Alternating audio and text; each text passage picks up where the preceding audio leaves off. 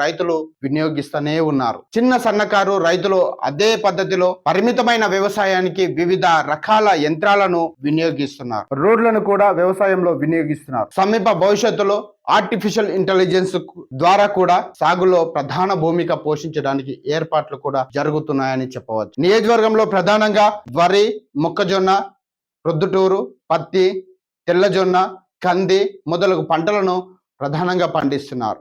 యువతరం ఉద్యోగ ఉపాధి రంగంలోకి ఎక్కువగా వెళ్తున్నారు. దీంతో సాంప్రదాయ సాగులో శ్రామికుల కొరత ఏర్పడుతుంది. ఇతర రాష్ట్రాల నుంచి వచ్చే కూలీలతో కొన్ని పనులు చేయించుకోవాల్సి కూడా వస్తుంది. ఈ క్రమంలో వ్యవసాయ రంగంలో ఆధునిక యంత్ర పరికరాలు మెల్లమెల్లగా ప్రవేశిస్తున్నాయి. నియోజకవర్గానికి 58,90,000 రూపాయలను ఆధునిక వ్యవసాయ పనిముట్ల కోసం ప్రభుత్వం మంజూరు చేసింది.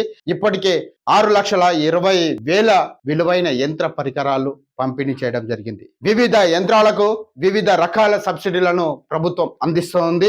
నియోజకవర్గానికి 960 బ్యాటరీ స్పేస్లు, 150 పవర్ స్పేస్లు, 48 రోటోవేటర్స్, 72 నార్మల్ రోటోవేటర్స్, విత్తనాలు, ఎరువులు వేసే యంత్రాలు 10, కలుపు తీసే పవర్ టిల్లర్స్ 6, గడ్డి తీసే బ్రష్ కుక్కర్స్ 12, అదేవిధంగా కలుపు తీసి పవర్ టిల్లర్స్ 9, గడ్డిని మోపుగా చేసే యంత్రాలు 4.